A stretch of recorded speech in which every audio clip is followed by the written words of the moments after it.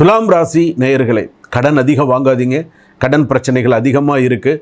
ஏற்கனவே நீங்கள் give and take policy விட்டு கொடுத்து போகிறீங்க.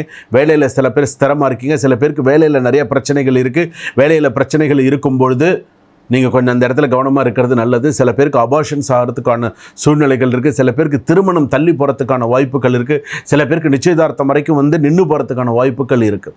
சில பேருக்கு வேலையில் நிறைய பிரச்சனைகள் அந்த இடத்த விட்டு வேலையை விட்டு நகர்ந்து போகக்கூடிய சூழ்நிலை வரும்.